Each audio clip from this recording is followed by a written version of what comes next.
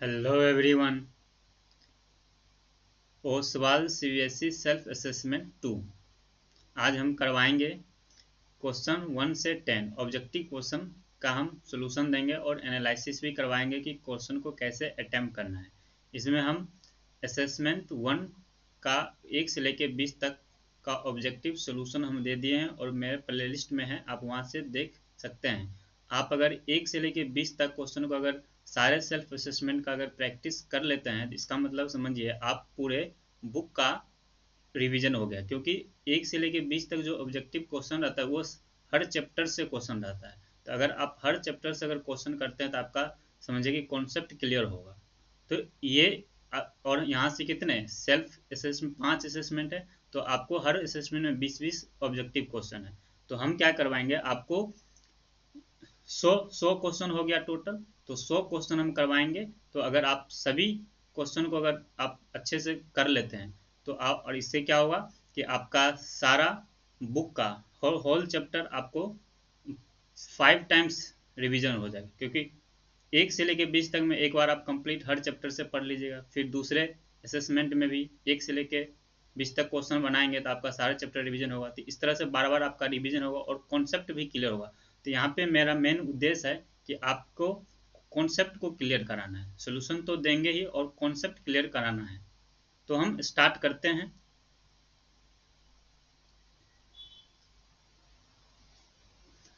तो यहाँ पे first question, what is the greatest possible speed at which a girl can walk 95 meter and 171 meter in each in an exact number of minutes। अच्छा, तो यहाँ पे greatest possible value जब भी पूछा जाता है तो आपको क्या करना है, एचसीएफ निकालना है। तो हम क्या करेंगे, एचसीएफ जब निकालेंगे तभी, तो एचसीएफ किसका निकालेंगे, 95 171। तो आप इसको क्या करेंगे, फैक्टराइज कर दीजिए। तो ये 5 इंटू 19 हो जाएगा और 171 का आप करिए तो ये कितना, ये 19 के टेबल में 9 टाइम्स में इतना होता है। तो 9 टाइम्स मतलब 3 इंटू 3 और इंटू 90। ठीक है। अब यहाँ पे एसएफ कैसे निकालते हैं, जिसमें दो कॉमन, तो ये दोनों क्या है, कॉमन है। तो इसका मतलब ये ग्रेटेस्ट पॉसिबल कितना है, 19 पर मिनट। तो ये आपका ऑप्शन बी ट्रू हो जाएगा। फिर हम नेक्स्ट सेकेंड नंबर देखते हैं। यहाँ पे अल्फा और बीटा जो है, यहाँ पे जीरोज है क्वाड्रेटिक इक्वेशन का। तो आपको यहाँ पे क्वाड्रेटिक इक्वेशन गिवन है, जैसे यहाँ पे आपका एक्स स्क्वायर माइनस के प्लस 6 एक्स प्लस 2, ये क्वाड्रेटिक इक्वेशन है। तो यहाँ पे अब अल्फा और बीटा दिया हुआ है, तो यहाँ से हम देख रहे हैं कि यहाँ से a इक्वल कितना है 1, b इक्वल कितना है माइनस के प्लस 6, ठीक है, और c इक्वल कितना है 2 इंटू 2k-1, यही है। अब यहाँ से अल्फा प्लस बीटा और प्रोडक्ट ऑफ अल्फा यहाँ पे रिलेशन दिया है, तो यहाँ पे हमको k फाइंड करना है। तो सबसे पहले हम सम ऑफ रूट्स निकाल लेंगे। तो सम ऑफ रूट्स क्या होता है, अल्फा प्लस बीटा, तो यहाँ से माइनस बी बाई ए। तो यहाँ से हम माइनस बी बाई ए करेंगे तो b कितना है इतना, और ये पहले से माइनस साइन लगाएंगे तो माइनस माइनस क्या हो जाएगा, प्लस हो जाएगा। तो यहाँ से k प्लस 6 हम डायरेक्ट ले लेते हैं और बाय में 1 तो 1 ही है। फिर क्या करते हैं, हम प्रोडक्ट ले लेते हैं। तो प्रोडक्ट क्या होता है, c बाई ए। तो जब c बाई ए करेंगे तो c बाई कितना आ जाएगा 2 इंटू 2k-1, बाय में तो 1 ही आएगा। अब यहाँ पे मेरे पास यहाँ पे गिवन रिलेशन है कि अल्फा प्लस बीटा, ये जो ये हाफ है अल्फा इंटू बीटा का। तो यहाँ पे हम इस रिलेशन को यहाँ पे रख देंगे। तो अल्फा प्लस बीटा कितना है, k प्लस 6, ठीक है। फिर हाफ प्रोडक्ट, तो यहाँ से हाफ करते हैं और फिर ये इतना है 2 इंटू 2k-1, ठीक है। तब यहाँ से ये 2 और ये 2 कैंसिल कर देंगे। तो यहाँ से k प्लस 6, तो यहाँ से 2k-1 आ गया। फिर क्या करेंगे, k को इससे ले जाएंगे और इसको इधर लेके आएंगे। तो अब यहाँ से देख रहे हैं कि आपको कितना हो जाएगा 2k -1 इधर जाएगा और k इधर आएगा, तो 2k माइनस के को इधर लाएं और -1 को इधर लेके जाएंगे तो ये 7 हो जाएगा, क्योंकि इधर आएगा तो प्लस हो जाएगा, तो यहाँ से k इक्वल 7। तो आपका ऑप्शन बी ऑप्शन ट्रू हो गया। सी, अच्छा सी नहीं, 3 नंबर क्वेश्चन में क्या बोला है, यहाँ पे 2 पैरेलल लाइंस गिवन है, ठीक है। यहाँ पे आपको 3x - 2y = 5, अच्छा, और इसके पैरेलल, हमको इसके पैरेलल एक लाइन सर्च करना है, मतलब कि इसके जो पैरेलल लाइन होगा, तो अब याद रखना है कि अब पैरेलल लाइन के लिए आप पेयर ऑफ लीनियर इक्वेशन में पढ़े हैं कि जब दो लाइन पैरेलल कब होता है कि a1 बाय में a2 equal b1 bye b2 और does not equal c1 bye c2, मतलब ये पहला दो तो इक्वल होगा और लास्ट वाला दो इक्वल नहीं होता है। तो इसका मतलब क्या हुआ कि जो x और y का जो कोफिशिएंट है ना, वो प्रोपोर्शनल में इक्वल होगा और c वाला इक्वल नहीं होना चाहिए। तो पहले तो देख लेना है, यहाँ पे 5 है, तो इसमें सभी जो है सब अलग ही है, तो इसका मतलब अब हमको देखना है कि ये रेशियो किसका इक्वल है। तो मतलब अब जो भी रेशियो होगा इसी का मल्टीपल होगा, तो पहले 3 का मल्टीपल देख रहे हैं, तो यहाँ भी 9 है, और यहाँ और साइन भी देखना है कि प्लस माइनस या यहाँ पे अपोजिट साइन हो, दोनों में सेम साइन नहीं होना। देखिए यहाँ पे सेम साइन है तो इसको पहले कैंसिल करेंगे, यहाँ भी सेम साइन है तो इसको भी कैंसिल करेंगे, यहाँ पे अब देखिए इसमें अपोजिट है, यहाँ भी सेम साइन है, तो बस ये तो डायरेक्ट ऐसे बन गया, क्योंकि यहाँ पे एक जब भी यहाँ भी इसका जो पैरेलल होगा तो इसके क्या होगा, यहाँ प्लस है यहाँ माइनस है, मतलब एक प्लस है एक माइनस है, इतना तो समझ में आ गया। तो जो भी होगा इसी का मल्टीपल होगा, तो मल्टीपल हो गया तो हमको क्या करना है, क्योंकि अब इसको सॉल्व करेंगे तो समय लगेगा, यहाँ पे हिट एंड ट्रायल मेथड का यूज करेंगे, ऑब्जेक्टिव क्वेश्चन है, ठीक है ना। तो हम जैसे देखें कि यहाँ पे अपोजिट साइन है तो हम डेटा देख लेंगे, क्योंकि और मल्टीपल ये भी चेक करना है कि ये भी इसका तो मल्टीपल है, सब में सबका मल्टीपल ही दिया होगा, तो हम बस यहाँ देखें इसमें भी सेम साइन है, सेम है, तो कट गया, इसमें अपोजिट साइन है, अब देखिए ये हो गया, तो 3 चौका, तो ये हो गया -1/4 हो गया, फिर यहाँ से इक्वल करेंगे तो -2/8, तो ये भी -1/4 हो गया, तो देखिए ये दोनों इक्वल है ना, तो इसलिए ये सी, तो आपको सॉल्व करने की जरूरत ही नहीं, डायरेक्ट सी हो गया, अपोजिट साइन देखना और सब, और 3 ऑप्शन कट गया तो सी बचा, तो वही आंसर होगा। तो ठीक है, तो नेक्स्ट आगे बढ़ते हैं। फिर आराम से बनाना है, सोच के बनाना है, इसमें घबराना नहीं है। अब देखिए 4 नंबर में, अब यहाँ पे दिया हुआ है, पहले क्वेश्चन को लिख लेते हैं, -x²। अब देखो अब इसको भी करने का क्या तरीका है, अब चाहो तो इसको होल स्क्वायर को ब्रेक कर दो, फिर सॉल्व करो, एक क्वाड्रेटिक बनेगा, अब उसको क्वाड्रेटिक बनाओ, फिर वहां से डी चेक करो, फिर अब डी पॉजिटिव आया नेगेटिव, अगर नेगेटिव आएगा तो नो रियल रूट्स हो जाएगा, पॉजिटिव आया तो रियल रूट्स हो जाएगा। अब 4, तो हम क्या करते हैं, इसको इस फॉर्मूला पे ब्रेक करते हैं, क्योंकि इसी तरह से अरेंज ही है, क्योंकि अल्टीमेट हमको क्या करना है, फैक्टर ही करना है, तो ये जो फॉर्मूला होता है डायरेक्ट फैक्टर में ही कन्वर्ट कर देता है। तो क्योंकि अगर इसको सॉल्व भी करेंगे तो फिर अल्टीमेट हमको क्या करना है, फैक्टर करेंगे, या फिर ABC के क्वाड्रेटिक फॉर्मूला लगाएंगे, तो फिर तो सॉल्व तो करना ही होगा, तो यहाँ से इसको क्या करते हैं, फैक्टर करते हैं। तो जैसे ही फैक्टर करेंगे तो इसका फॉर्मूला क्या होता है, एक बार प्लस में कर दो और एक बार माइनस में कर दो, क्या है ना। तो हम इसको भी ऐसे ब्रेक करेंगे, तो x² -+1, फिर एक बार प्लस x², तो अच्छा नहीं तो यहाँ पे x² नहीं x ही होगा, क्योंकि यहाँ पे हम क्या कर रहे हैं, तो ये एक फैक्टर हो गया और एक दूसरा फैक्टर हो जाएगा x² + 1 और -x हो जाएगा, ठीक है। अब देख लो, अब इसको तुम डी चेक कर लो, अब जैसे डी इसका भी नेगेटिव हो गया, अगर इसका भी नेगेटिव होगा तो नो रियल रूट्स, तो यहाँ से इसका डी निकालेंगे क्या होगा, b², तो बी एक्स का क्वेश्चन, तो इसी को चाहो तो आप अरेंज कर लो, अभी हम समझाने के लिए कर रहे हैं, तो ऐसे ऐसे भी ये तो नो रियल रूट्स, इसका एक भी रियल रूट्स नहीं आएगा, x² - x + 1।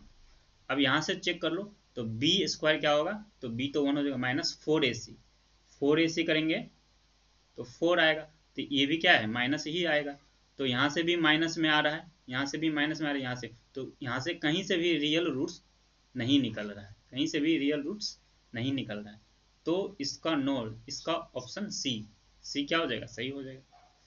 तो फिर नेक्स्ट 5 देखते हैं। द वैल्यू, अच्छा ये कंजिक्यूटिव टर्म्स दिया है एपी में, तो एपी में कोई भी, जैसे कि मान लेते हैं ए बी सी, ये क्या है, इसमें एपी में है, ठीक है। तो अगर एपी में कब, ये एपी में कब होगा, जब बी माइनस ए इक्वल सी माइनस बी, मतलब ये क्या हुआ। तो अब इसको हम क्या करें, बी को इधर लेके आते हैं, तो बी प्लस बी हो जाएगा, और ये इसको इधर ले जाएंगे तो सी प्लस ए हो जाएगा। तो यहाँ से 2b आ गया, और यहाँ से सी प्लस ए बाई, अच्छा यहाँ से बी जब करेंगे तो बाई में 2 चला जाएगा। तो इसका मतलब क्या आया, अब यहाँ से डायरेक्ट रिजल्ट याद रखना है कि जो मिडिल वाले टर्म है, अगर एपी में कंजुकेटिव है तो एपी में होगा ही, अब बोला भी एपी में है, तो जो मिडिल वाले टर्म है फर्स्ट और लास्ट वाले का सम का क्या हो जाएगा, आधा हो जाएगा। तो यहाँ से डायरेक्ट हम बना देंगे। तो 2x ये क्या है, फर्स्ट, और लास्ट क्या है 3x प्लस 2, इसको बाय में 2 करेंगे, और मिडिल वाला कौन है x प्लस 10, तो x प्लस 10 के क्या हो जाएगा, इक्वल हो जाएगा। तो अब इसको सोल्व कर दो, तो 2x प्लस 3x कितना हो जाएगा 5x, तो 5x प्लस 2, अब इसको 2 से इधर मल्टीप्लाई कर दो, क्रॉस करा दो, 2x प्लस ये 20 हो जाएगा। अब 2x को इधर लेके आ जाओ, ये कितना हो जाएगा 3x, और 2 को उधर लेके जाओ 18 हो जाएगा।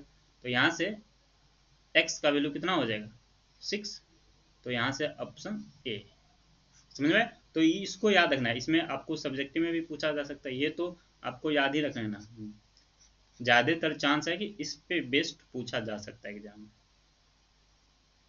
फिर 6 नंबर, 6 नंबर इस पे हम, समझ में आ गया। तो इसको थोड़ा सा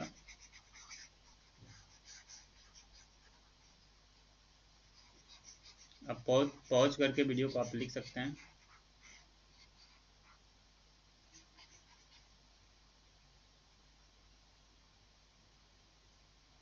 तो यहाँ से 6 नंबर, तो 6 नंबर में क्या है, अच्छा देखो अब इसको भी क्या करना है, अब इसको भी यहाँ पे 3 वर्टेक्स दिया हुआ है, आपको बताना है कि ये कौन सा ट्रायंगल है। तो अगर आप यहाँ से क्या करेंगे, फॉर्मूला लगा के डिस्टेंस निकालेंगे, जैसे यहाँ पे आपका ए दिया हुआ है -4, अब नेमिंग कर लेंगे, फिर बी दिया हुआ है 4,0, फिर सी दिया है 0,3। अब इसको क्या करेंगे, अब तीनों साइड मतलब ये हम ए बी निकालेंगे, फिर बी सी निकालेंगे, फिर सी ए निकालेंगे, अब तीनों डिस्टेंस निकालेंगे तो समय लगेगा। तो अब इसको हम ग्राफ पे ही प्लॉट करके हम बता सकते हैं। तो कैसे, तो हम बताते हैं, इसको सॉल्व करने की इसमें जरूरत ही नहीं है, क्योंकि आप कुछ कुछ आपको क्वेश्चन ऐसा दे देगा कि आपको सॉल्व करने की जरूरत ही नहीं पड़ेगा, और आप सॉल्व करेंगे तो आपको समय बर्बाद होगा। तो हम क्या करेंगे, इसको ऐसे लाइन खींचेंगे। अब 4 है तो मान लेंगे कि 4 यहीं पे होगा 4,0, और निगेटिव है तो -4,0 यहीं पे होगा। अब यहाँ पे क्या है, एक 0,3 है, तो 0,3 तो इसी पे होगा। अब देखो, अब यहाँ से इसको मिला दो और यहाँ से इसको मिला दो, तो ये लाइन ये लाइन क्या हो जाएगा, इक्वल है, क्योंकि ये डिस्टेंस क्या है, मिड पॉइंट है। तो जब ये मिड पॉइंट कब होगा, या तो इक्विलेटरल ट्रायंगल होता है या तो आइसोसेलेस ट्रायंगल, इसको ये डिस्टेंस क्या होगा, दोनों सेम डिस्टेंस पे है तो ये इक्वल हो, तो आइसोसेलेस ट्रायंगल, ऑप्शन बी आपका सही होगा। ठीक है, तो इस तरह से क्वेश्चन को बनाएंगे शॉर्ट कोट। फिर 7 नंबर, 7 नंबर में क्या है, अच्छा यहाँ भी देखो, यहाँ पे 3 कोऑर्डिनेट दिया हुआ है वर्टी इक्विलेटरल ट्रायंगल का। अब इसमें एक अननोन है, आपको फाइंड करना है। तो यहाँ से हम क्या करेंगे, इसको भी आसानी से निपटाएंगे। 3√3 ये दिया है, और फिर b क्या है 0,0 दे दिया, अच्छी बात है, और 3k ये आपका c दे दिया। तो अब जैसे इक्विलेटरल में तो ऑल साइड क्या होगा इक्वल, तो आप क्या कर लो, एक ए बी निकाल लो और एक बी सी कर लो, इक्वल हो जाए। क्यों, क्योंकि ओरिजिन से निकालने में क्या होता है, आपको पता होगा कि अगर हम ओरिजिन से डिस्टेंस निकालते हैं, अगर ये कोऑर्डिनेट है, अगर यहाँ पे कोई भी पॉइंट है, ये ओ है और ये पी है, अगर यहाँ पे एक्स वाई है, ठीक है, तो यहाँ से हम अगर ये डिस्टेंस ओ पी निकालते हैं, ओ पी, तो ये direct root under x square plus y square कर देंगे। क्यों, क्योंकि इसमें अगर मान लेते ये क्या है 0,0 है, तो x माइनस जीरो करेंगे तो x ही होगा, फिर होल स्क्वायर करना, फिर प्लस करना, फिर y माइनस जीरो करेंगे तो y होगा फिर, तो इसलिए डायरेक्ट यही होता है। तो हम यहाँ से क्या करेंगे, तो अब डायरेक्ट यहाँ पे जो है सीधा रूट अंडर करेंगे, 3 का स्क्वायर 9 हो जाएगा, रूट 3 का फिर 3 हो जाएगा, फिर इक्वल, फिर इधर भी 3 का स्क्वायर 9 हो जाएगा, फिर के स्क्वायर हो जाएगा, और इधर भी रूट है। अब जैसे रूट करेंगे इक्वलिटी में स्क्वायर जैसे करेंगे तो दोनों का रूट हट जाएगा, और यहाँ से ये भी कट जाएगा, तो सीधा दिख रहा है तो के स्क्वायर, तो के स्क्वायर का वैल्यू कितना आ गया, 3 आ गया। आपको सॉल्व भी नहीं करना, और के का वैल्यू प्लस माइनस 3, तो प्लस माइनस रूट में डाल के स्क्वायर इधर आएगा, तो यहाँ से ऑप्शन सी हो जाएगा। ठीक है, फिर 8 नंबर देखते हैं। 8 में क्या है, हाँ अब यहाँ पे दो ट्रायंगल सिमिलर है और एक का पेरीमीटर गिवन है, दूसरे का पेरीमीटर पूछा गया है। तो यहाँ पे क्या है, आप प्रॉपर्टीज भी है उसको भी डायरेक्ट याद रख सकते हैं कि अगर दो ट्रायंगल का पेरीमीटर ऑफ ट्रायंगल एबीसी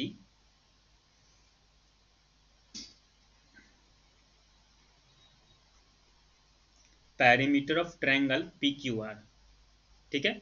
तो अगर ये जो दो ट्रायंगल के पैरामीटर का जो रेशियो होता है वो कोई भी साइड के रेशियो के इक्वल होता है। अगर इसका टाइम मान लेते हैं ए बी ले लेते हैं, तो इसका भी कोरस्पॉन्डिंग लेंगे, इसका पी क्यू लेंगे, तो जो पैरीमीटर और साइड का जो रेशियो होता है वो हमेशा इक्वल होता है, ये चीज समझना है। उसी तरह से अगर यहाँ पे एरिया होता तो ये साइड के स्क्वायर के इक्वल हो जाता, अगर यहाँ पे एरिया होता तो ये साइड के स्क्वायर के इक्वल हो जाता, या अगर यहाँ पे क्या होता, कोई भी ट्रायंगल का एल्टीट्यूड होता, एल्टीट्यूड का रेशियो, तो साइड के रेशियो के भी क्या होता है, इक्वल हो जाता है। या एल्टीट्यूड का रेशियो बोला तो मतलब एरिया और साइड का दोनों का रेशियो इक्वल ही हो जाता है। तो हम यहाँ पे अभी यहाँ पे क्या करते हैं, पेरीमीटर, पेरीमीटर यहाँ पे ए बी सी का दिया हुआ है कितना 36, और पी क्यू आर का निकालना है तो इसको एक्स ले लेते हैं। अब यहाँ से ए बी 8 दिया हुआ है, और यहाँ से पी क्यू कितना दिया 6, तो ये तो आसानी से, तो इसको हम 3 इसको 4, ये 9 टाइम्स में कट जाएगा, क्रॉस मल्टीप्लाई कर दो तो x का वैल्यू कितना आएगा 9 या 27, तो आपका ठीक है, तो 27 आंसर हो जाए। फिर नेक्स्ट आगे बढ़ते हैं।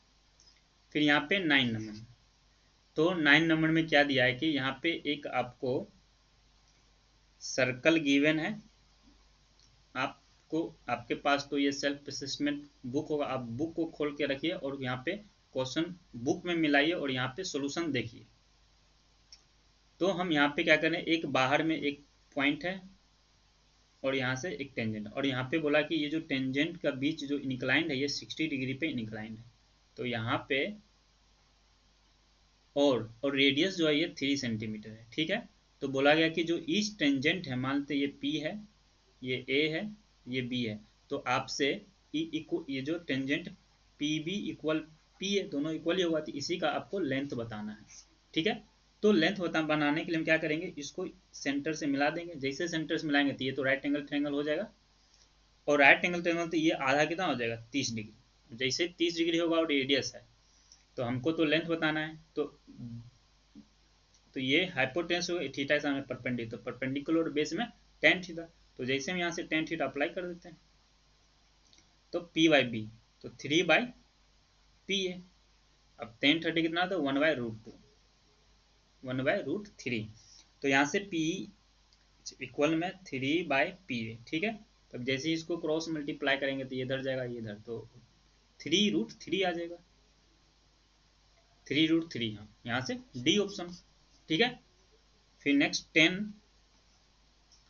10 नंबर में तो पिक्चर में दिया है, यहाँ x का वैल्यू आपको फाइंड करना है, तो अगर ये तो टेंजेंट है और ये रेडियस है, तो ये क्या है, ये 90 डिग्री है, जैसे ही अगर ये 90 डिग्री हो गया तो, और ये 25 है, तो इसका मतलब इस एंगल और इस एंगल का सम क्या होगा, और ऐसे भी ये इस ट्रायंगल का ये क्या है, ये एक्सटीरियर एंगल है, तो एक्सट्रेंगल क्या होता है, इस दोनों एंगल का सम, तो अगर ये 90 और 25 है तो 10 जोड़ दो 100 हो जाएगा, तो कितना हो गया 15, तो ये 115 हो गया, 115 आपका ऑप्शन डी सही हो गया, ठीक है। तो अब ये 10 क्वेश्चन आज का कंप्लीट हो गया, फिर हम नेक्स्ट कल 10 से 20 लाएंगे। फिर हम इसी तरह से असेसमेंट 3, 4, 5 सबका लाएंगे और हम असेसमेंट 1 का वीडियो अपलोड कर दें, आप प्लेलिस्ट जाके देख सकते हैं। ठीक है, थैंक यू।